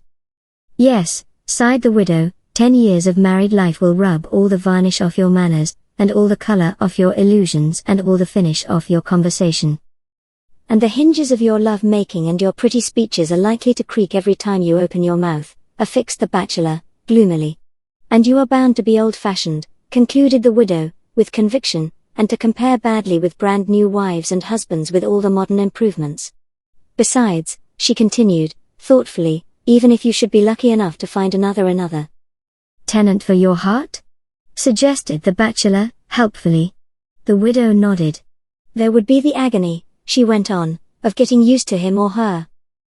And the torture, added the bachelor, with a faint shudder, of going through with the wedding ceremony again and of walking up a green and yellow church aisle with a green and yellow feeling and a stiff new coat, and the gaping multitude gazing at you as if you were a new specimen of crocodile or a curio or. It takes nearly all of one lifetime, interrupted the widow, impatiently, to get used to one wife or husband, but, according to the trial marriage idea, just as you had gotten somebody nicely trained into all your little ways and discovered how to manage him. And to bluff him, interpolated the bachelor. And what to have for dinner when you were going to show him the bill for a new hat, proceeded the widow, and how to keep him at home nights. And to separate him from his money, remarked the bachelor, sarcastically. And to make him see things your way, concluded the widow, it would be time to pack up your trunks and leave. Any 2 people, she continued, meditatively, can live together fairly comfortably after they have discovered the path around one another's nerves, the little things not to say and not to do in order to avoid friction, and the little things to say and to do that will oil the matrimonial wheels. But it would take all the trial period to get the domestic machine running, and then you'd be running after another soul mate, finished the bachelor, sympathetically. Yes. The widow crossed the red kid toes and then drew them quickly under the ruffles of her skirts as she caught the bachelor staring at them. And I've forgotten what I was going to say, she finished, turning the color of her slippers. Oh, it doesn't matter, said the bachelor, consolingly. What? It doesn't matter what you say, explained the bachelor, it's the way you say it, and. About soul mates, broke in the widow, collecting herself, there'd always be the chance, she pursued hurriedly, that you'd have to take a second-hand one. Sometimes, remarked the bachelor, blowing a smoke ring and gazing through it at the place where the widow's toes had been, second-hand goods are more attractive than cheap, new articles. For instance, widows. Oh, widows. Interrupted the widow impatiently, they're different. They're like heirlooms only parted with at death. But it would be different with a wife who was relinquished because she wasn't wanted. If anybody is anxious to get rid of something, it is a pretty sure sign that it isn't worth having. It's nearly always got a flaw somewhere and it's seldom what it is represented to be. Besides, I've noticed that the woman who can't get along with one husband, usually finds it just as difficult to get along with another. There would always be the chance, protested the bachelor, that you might get the party who had done the discarding. And who might want to do it again, objected the widow triumphantly. Just imagine, she added irrelevantly, living with a person whom somebody else had trained. Oh, that would have its advantages, declared the bachelor. A horse broken to harness is always easier to handle. Perhaps, agreed the widow, leaning back and thoughtlessly putting her red kid toes on the fender again, but when two horses are going to travel together it is always best for them to get used to one another's gait from the first. Don't you look at it that way? Which way? Asked the bachelor, squinting at the fender with his head on the side. Fancy, said the widow, not noticing the deflection, marrying a man who had been encouraged to take an interest in the household affairs and having him following you about picking up things after you, or one whose first wife had trained him to sit by the fire in the evening, and whom it took a derrick to get to the theatre or a dinner party, or one who had been permitted to smoke a pipe and put his feet all over the furniture and growl about the meals and boss the cook. Or to a wife, interpolated the bachelor, who had always handled the funds and monopolized the conversation and chosen her husband's collars, and who threw all her past husbands at you every time you did something she wasn't used to or objected to something she was used to. Yes, agreed the widow with a little shiver, what horrid things two people could say to one another. Such as just wait until the lease is up, suggested the bachelor. The widow nodded. Or, the next time I marry, I'll be careful not to take anybody with red hair, or, thank goodness it won't last forever, she added. That's the beauty of it, broke in the bachelor enthusiastically. It wouldn't last forever. And the knowledge that it wouldn't would be such an anesthetic. Such a what? The widow sat up so suddenly that both toes slipped from the fender and her heels landed indignantly on the floor. It would be the lump of sugar, explained the bachelor, that would take away the bitter taste and make you able to swallow all the trials more easily. It's the feeling that a painful operation won't last long that makes it possible to grin and bear it. Besides, it would do away with all sorts of crimes, like divorce and wife murder and ground glass in the coffee. Knowing that the marriage was only temporary and that we were only sort of house party guests might make us more polite and agreeable and entertaining, so as to leave a good impression behind us. I do believe, cried the widow, sitting up straight and looking at the bachelor accusingly, that you're arguing in favor of trial marriage. I'm not arguing in favor of marriage at all, protested the bachelor plaintively. But marrying for life is like putting the whole dinner on the table at once. It takes away your appetite. Marrying on trial would be more like serving it in courses. And changing the course would be such a strain, declared the widow. Why, when the contract was up, how would you know how to divide things, the children and the dog and the cat? And all the little mementos you had collected together and the things you had shared in common and the favorite armchair and the things you had grown used to and fond of? Oh, well, in that case, remarked the bachelor, you might have grown so used to and fond of one another that when it came to the parting of the ways, you would not want to part them. After all, he went on soberly, if trial marriages were put into effect, they would end 9 times out of 10 in good old-fashioned matrimony. A man can get as accustomed to a woman as he does to a pipe or a chair. What? And a woman, pursued the bachelor, can become as attached to a man and as fond of him as she is of an old umbrella or a pair of old shoes that have done good service. No matter how battered or worn they may become, nor how many breaks there are in them, we can never find anything to quite take their place. Matrimony, after all, is just a habit, and husbands and wives become habits that however disagreeable, they may be, we don't want to part with. Trial marriages, even if they should be tried, wouldn't alter things much. As long as two people can stand one another they will cling together anyhow, and if they can't they won't anyhow. And whether it's a run-out lease or a divorce or prussic acid that separates them doesn't make much difference. Custom, not the wedding certificate, is the tie that binds most of us. The savage doesn't need any laws to hold him to the woman of his choice. Habit does it, and if habit doesn't, the woman will. The widow sighed and leaned back in her chair. I suppose so, she said, but it seems dreadfully dreary. What seems dreadfully dreary? Inquired the bachelor. Matrimony, replied the widow solemnly. It is like those old chairs and pipes and shoes and things you were speaking of, it's full of holes and breaks and bare spots, and it won't always work, but there's nothing that will quite take the place of it. Nothing, said the bachelor, promptly. That's why I want to. The widow rose quickly and shook out her skirts. "Now, don't begin that, Billy," she said, trying to be severe, "you're too old." "Oh, well, I'm still in good repair," protested the bachelor. The widow shook her head. "All the varnish is worn off your ideals," she objected, "and the hinges of your enthusiasm creak and you've got a bare spot on the top of your head, and—" "But I've most of the modern improvements," broke in the bachelor, desperately, "and I'm not second-hand, anyway." "No," said the widow, looking him over critically, "you're shop-worn." "But, originally, you were an attractive article, and you're genuine and good style and well-preserved, and if—" "Well?" The bachelor looked up expectantly. "If there was such a thing as trial marriages," the widow hesitated again. "You'd give me a trial?" asked the bachelor eagerly. "Oh," said the widow, studying the toes of her red slippers, "it wouldn't be such a trial." 11. The widow's deal. "WHO is the ideal woman?" asked the widow pensively, laying down her embroidery hoop and clasping her hands behind her head. The bachelor blew a smoke ring reflectively and squinted through it at the widow. "You've got powder on your nose," he remarked disapprovingly. The widow snatched up a diaphanous lace handkerchief and began rubbing her nose. "Have I got too much on?" she asked anxiously. "Any," replied the bachelor, with dignified scorn, "is too much in a man's eyes." The widow laughed and stopped rubbing her nose. "But it isn't in his eyes," she protested, "if it is put on so artistically that he doesn't see it. Getting it on straight is such an art." And the widow sighed. "Black art, you mean," exclaimed the bachelor disgustedly. "A made-up woman is like paste jewelry and imitation bric-a-brac. She looks cheap and unsubstantial and as though she wouldn't wear well. Even granting that you aren't half good enough for us." "What?" "And that you don't come up to our standards."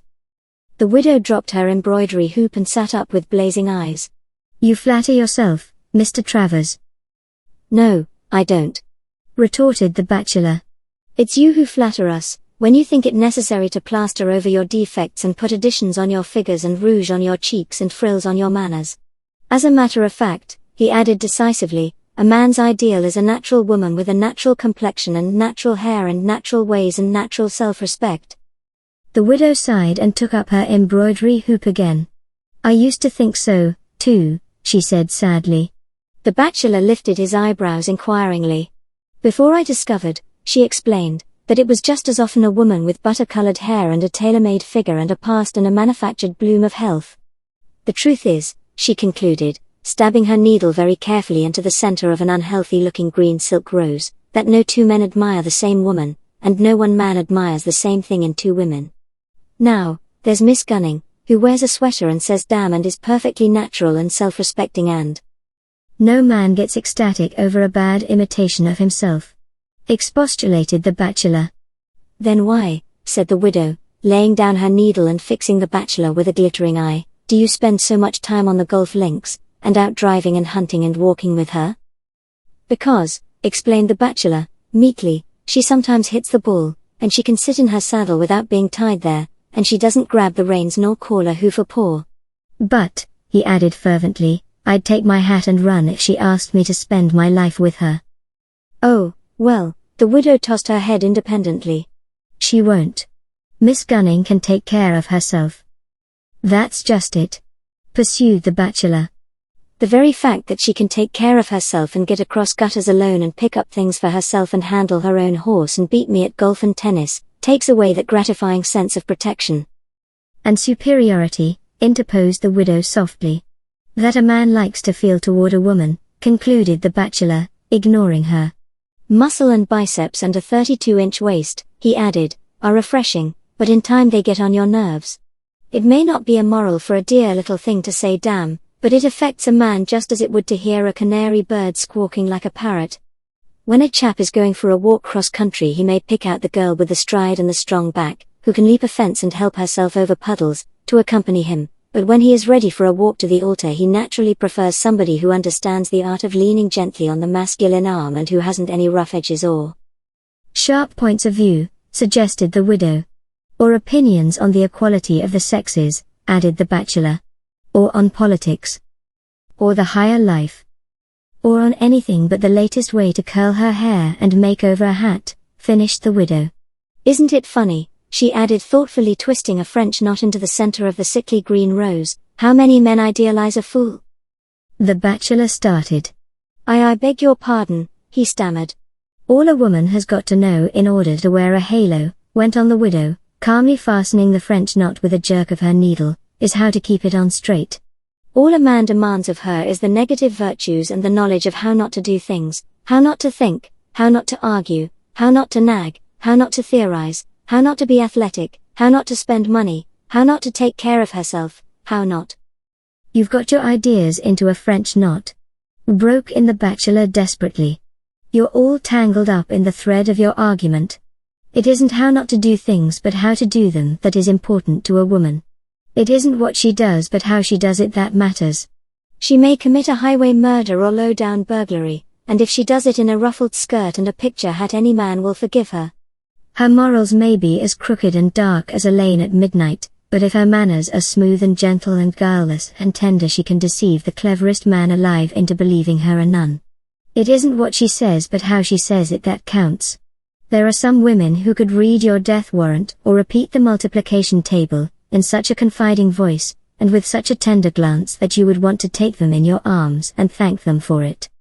It isn't what a woman wears but how she wears it. It's not her beauty nor her talents nor her frocks that make her fascinating, but her ways, the little earmarks of femininity that God put on every creature born to wear petticoats, and if she's got those she may be a Lucretia Borgia or a Bloody Mary at heart, she may be brown or yellow or pale green, she may be old or young, big or little, stupid or clever, and still wear a beautiful halo. The trouble, he added, flicking the end of his cigar thoughtfully, is not with man's ideal but with woman's deal.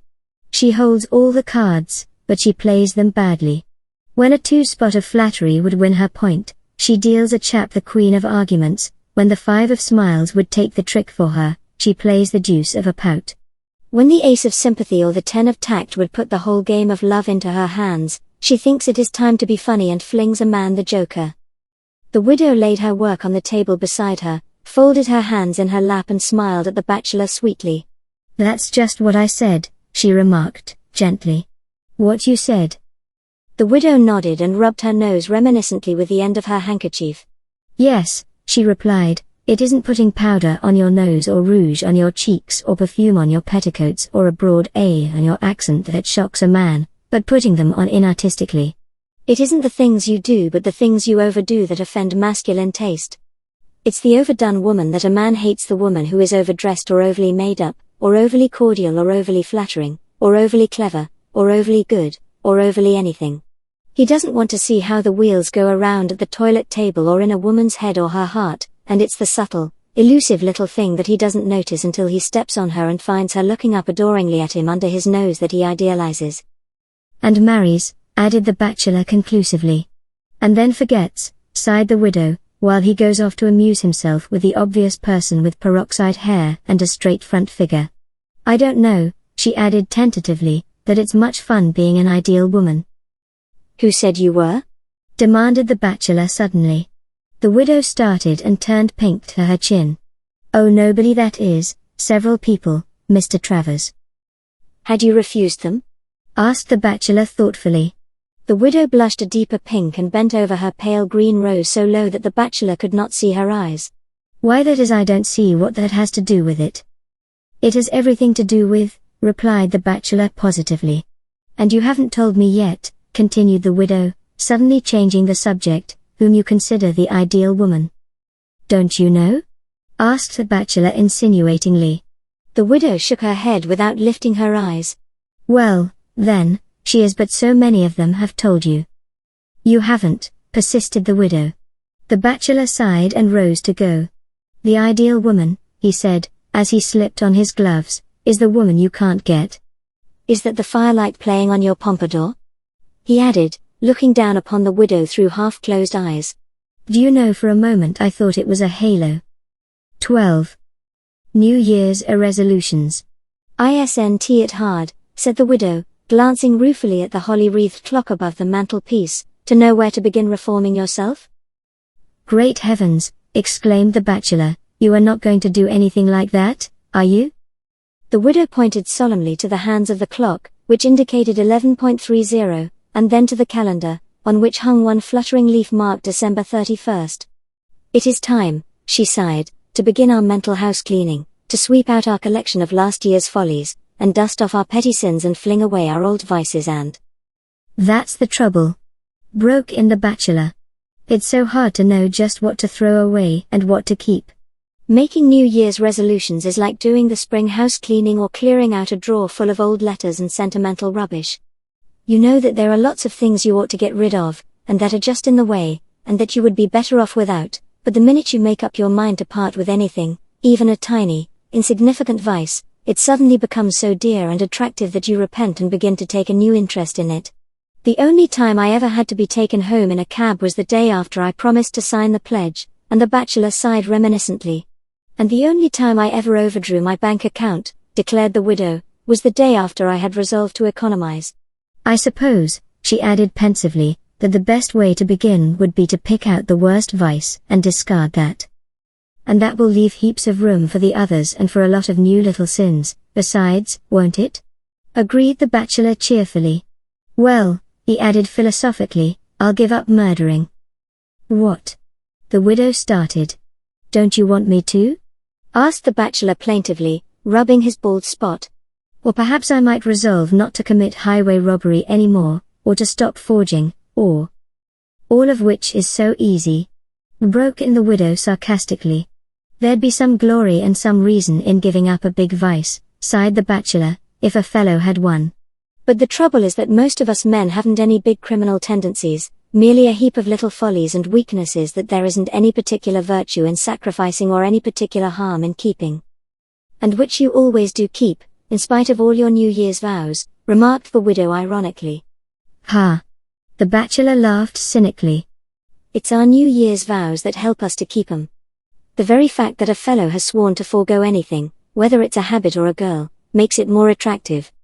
I've thrown away a whole box of cigars with the finest intentions in the world and then gotten up in the middle of the night to fish the pieces out of the wastebasket. And that midnight smoke was the sweetest I ever had. It was sweeter than the apples I stole when I was a kid and than the kisses I stole when. If you came here to dilate on the joys of sin, Mr. Travers, began the widow coldly. And, proceeded the bachelor, I've made up my mind to stop flirting with a girl, because I found out that she was beginning to too. I understand, interrupted the widow sympathetically. And by Jove? Finished the bachelor, I had to restrain myself to keep from going back and proposing to her. How lucky you did, commented the widow witheringly. But I wouldn't have, explained the bachelor ruefully, if the girl had restrained herself. Nevertheless, repeated the widow, it was lucky for the girl. Which girl? Asked the bachelor. The girl I broke off with or the girl that came afterward? I suppose, mused the widow, ignoring the levity and leaning over to arrange a bunch of violets at her belt, that is why it is so difficult for a man to keep a promise or a vow, even a marriage vow. Oh, I don't know. The bachelor leaned back and regarded the widow's coronet braid through the smoke from his cigar. It isn't the marriage vows that are so difficult to keep. It's the fool vows a man makes before marriage and the fool promises he makes afterward that he stumbles over and falls down on.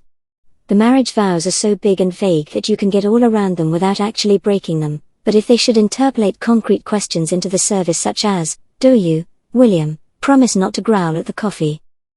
Or do you, Mary, promise never to put a daub of powder on your nose again? Broke in the widow. Nor to look twice at your pretty stenographer, continued the bachelor. Nor to lie about your age, or your foot or your waist measure. Nor to juggle with the truth whenever you stay out after 10:30. Nor to listen to things that anybody except your husband may say to you in the conservatory. Oh, I see how it feels. Finished the widow with a sympathetic little shudder. And yet, reflected the bachelor, a woman is always exacting vows and promises from the man she loves, always putting up bars for him to jump over, when if she would only leave him alone he would be perfectly contented to stay within bounds and graze in his own pasture. A man hates being pinned down, but a woman doesn't want anything around that she can't pin down, from her belt and her theories to her hat and her husband. Well, protested the widow, studying the toe of her slipper, it is a satisfaction to know you've got your husband fastened on straight by his promises and held in place by his vows, and that he loves you enough to. Usually, interrupted the bachelor, a man loves you in inverse ratio to his protestations. The lover who promises all things without reserve is too often like the fellow who doesn't question the hotel bill nor ask the price of the wine, because he doesn't intend to pay it anyway. The fellow who is prodigal with vows and promises and poetry is generally the one to whom such things mean nothing and, being of no value, can be flung about generously to every girl he meets. The firm with the biggest front office is likely to be the one with the smallest deposit in the safe. The man who swears off loudest on New Year's is usually the one they have to carry home the morning after. And the chap who promises a girl a life of roses is the one who will let her pick all the thorns off for herself. Perhaps, sighed the widow, chewing the stem of a violet thoughtfully, the best way to cure a man of a taste for anything, after all, is to let him have too much of it, instead of making him swear off. If you want him to hate the smell of a pipe, insist on his smoking one all the time. If you want him to sign the temperance pledge, serve him wine with every course. If you want him to hate a woman, invite her to meet him every time he calls, and tell him how suitable she would be. And if you want him to love you, finished the bachelor, don't ask him to swear it, but tell him that he really ought not to. The best way to manage a donkey, human or otherwise, is to turn his head in the wrong direction, and he'll back in the right one. Then, said the widow decisively, we ought to begin the new year by making some resolutions. Some what? Vows that we won't stop doing the things we ought not to do, explained the widow. All right, agreed the bachelor thoughtfully, I'll make an resolution to go on making love to you as much as I like. You mean as much as I like, Mr. Travers, corrected the widow severely. How much do you like? Asked the bachelor, leaning over to look into the widow's eyes. The widow kicked the corner of the rug tentatively. I like all but the proposing, she said slowly. You really ought to stop that. I'm going to stop it tonight, said the bachelor firmly. The widow looked up in alarm. Oh, you don't have to commence keeping your resolutions until tomorrow morning, she said quickly. And you are going to stop refusing me tonight, continued the bachelor firmly. The widow studied the corner of the rug with great concern.